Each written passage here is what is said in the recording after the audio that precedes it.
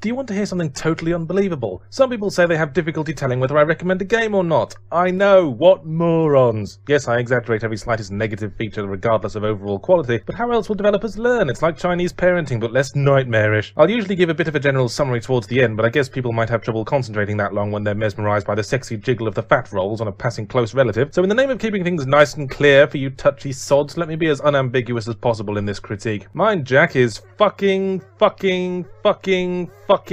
bad.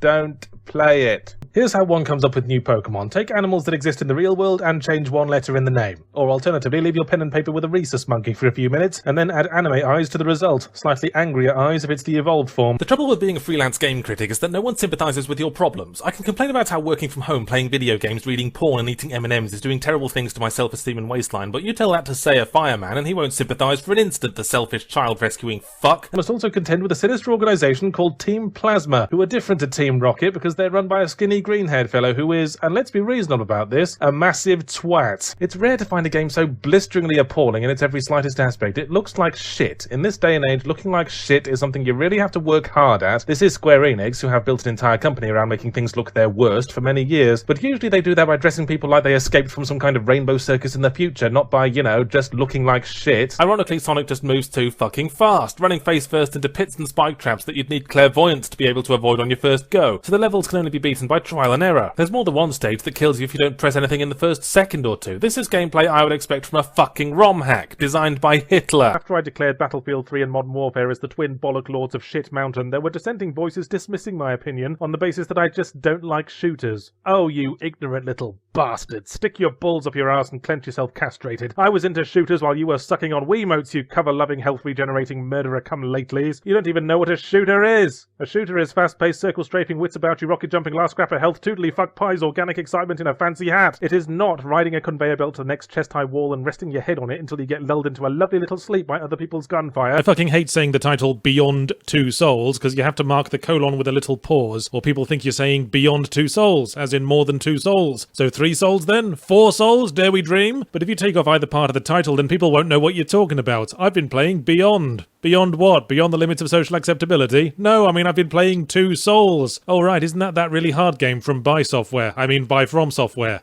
No, that's Dark Souls. Oh, so you were playing some kind of game about the exploration of several human sphincters. No, that's arseholes. I don't know anyone who didn't immediately laugh at this fucking name, so why didn't anyone involved in its development put their hand up? Or is that a flogging offence in the EA slave pits? Maybe someone was testing to see if his colleague was paying attention and it got out of hand. Let's make another fucking realistic modern war shooter. Yeah, sounds great!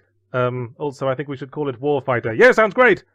And then I thought maybe I could push an entire birthday cake up your cockhole. Yeah, sounds great, let's do lunch, I have a nosebleed! The main selling points of Pokemon race relations is to introduce another batch of the little bastards. No, seriously, that's it. There's over 600 now. If you are planning to catch them all, I hope you've got a lot of pooper scoopers. Why don't you just save money and just draw 150 pictures of animals if the prospect is that thrilling to you? Or just admire your collection of shiny milk bottle tops for a few minutes because you're obviously more easily pleased than Keith Richards in a pharmacist's stockroom. I bought Sonic Unleashed to review because I was almost certain I would hate it, and I needed something to help me unwind in the stressful Christmas period. It's a fairly safe assumption that anyone who ever had any actual talent in Sonic Team has long since abandoned the company to an invading force of leprous retards who create design documents by flicking fountain pens at a pile of shredded paper. But the awkward thing about No More Heroes, or at least about reviewing it, is that like Killer 7, it's intended to be satirical, and when there are problems with the gameplay, I'm worried that it was intended to be that way as a satire of, I don't know, pretentious video games, and if I were to call it out on that, then I'd lose my credibility with the cool alternative crowd. But then I remember that any game designer who sacrifices fun to make an artistic statement is obviously stuck so far up his own arse that he's in danger of choking on his own head. The game has a nasty habit of making tough boss fights you couldn't possibly be prepared for jump out of the fucking hedges. That green-haired twat keeps pulling this shit, and at one point insists on making you ride a Ferris wheel with him for every time you have to retry. Fucking hell, you needy pons. Haven't you made any friends of your own at twat school? You play a member of an underground courier organisation who operate over the rooftops, ironically, who do jobs for someone or other, delivering packages containing... that's never really explained either. The police apparently have nothing better to do than send several armed platoons after you with helicopter support, so either no other crime ever fucking happens, or you're delivering something really really amazing, like the Dead Sea Scrolls or a wireless blowjob dispenser, we really only have the main character's word for it that the government is evil. About the only evidence presented is that they keep everything looking extremely clean and shiny, so okay, maybe they run their janitorial services a bit dictatorially, but for all we know, you're delivering nail bombs to terrorist groups, so they can plant them all under somebody's doting silver-haired mother. Mafia 2 is a game about the Mafia. They were going to call it Quest for the Sausage Fountain, but you know how people are, you have to spell everything out. Following the adventures of a European immigrant named Vito Scaletti, who arrives in the big city and enters into various criminal pursuits with his fat best friend